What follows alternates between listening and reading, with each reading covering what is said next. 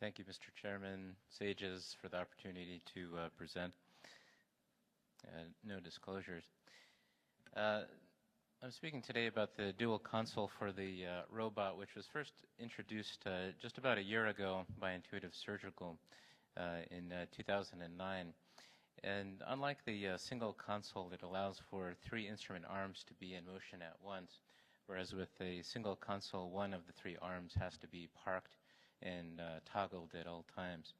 However, to date, the utility of this configuration of the dual console hasn't been described.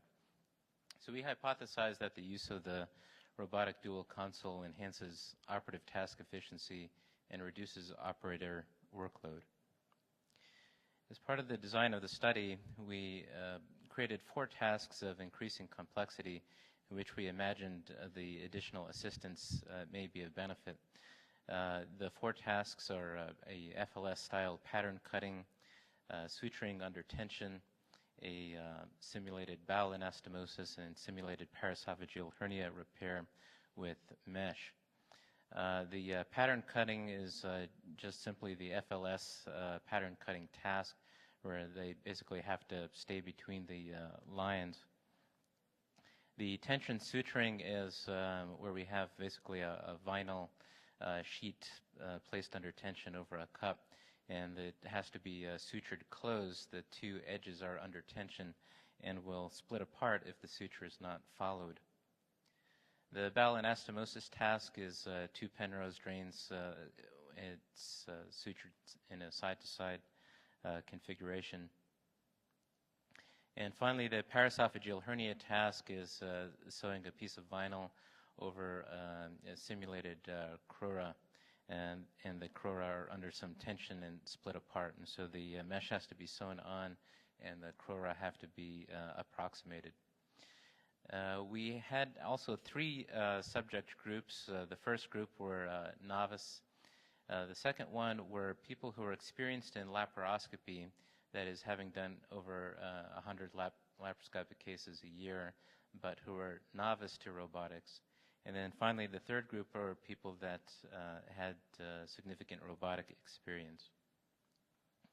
Each subject was asked to perform each of those 4 tasks that I just described with the single and the dual console configuration, and the order of the single versus dual was randomized. And we measured 3 different things. We looked at the time to completion of each task.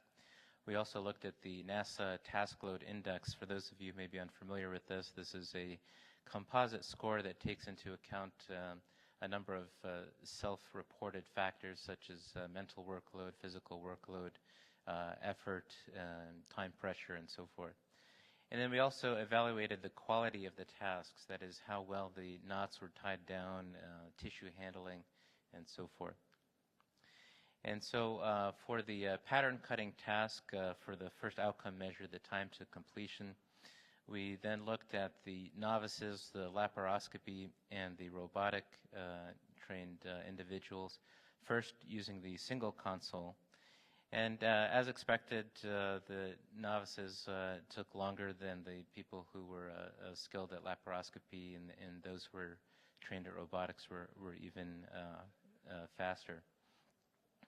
And then we did the same tasks with the dual console, and in each category there was improvement. These are statistically significant. A couple notes about this slide.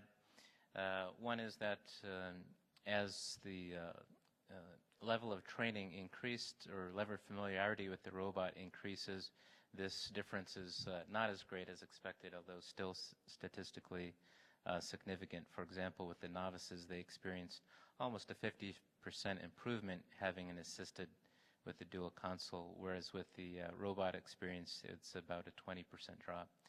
The other thing of note is that the novices with the assistants, you'll see we're doing it 97 seconds, which compares to the people who are experienced in laparoscopic surgery who are using the single console by themselves.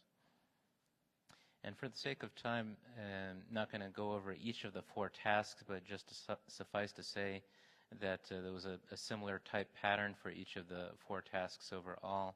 With increasing complexity, a lot of these differences were even more pronounced.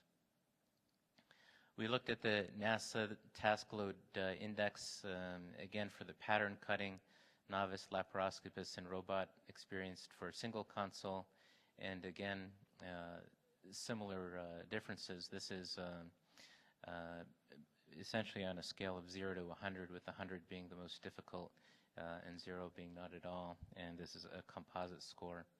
And again, similarly with the dual console, there was a statistically significant improvement in the task load index, again, more marked with the novices than with the laparoscopists and the robotic experts. And again, for the sake of time, just showing that a similar pattern existed for all 4 tasks. The difference was a little less pronounced with the more complex tasks compared to the pattern cutting. And then finally, we also looked at the quality of the tasks, and these are just aggregate kind of composite results, but we looked at single versus dual console, the pattern cutting. Noticed in each quadrant we measured how many jagged edges there were. They're 22% less with the dual console assistant. With the tension suturing, we looked at how often the tissue, that is the vinyl, was torn, and how well the knots were tied down. And again, there was improvement with the dual console. The bowel anastomosis task, similarly, more of the knots were tied down properly. And the paraesophageal hernia task, the crura, one of the goals again was to oppose the crura tightly, and this was better done with the assistant. So in conclusions, and compared to the single console, the dual console, we found in this study provides faster task completion, reduced operator workload, improved quality of the tasks. We noticed that this effect is most pronounced for the novices, although there is still an improvement for those experienced in robotic surgery. And as mentioned in the first slide, there's somewhat of a leveling of the playing field, that is, novices with a dual console, that is, with assistants, are able to perform in some cases at the level of experienced laparoscopists. Thank you.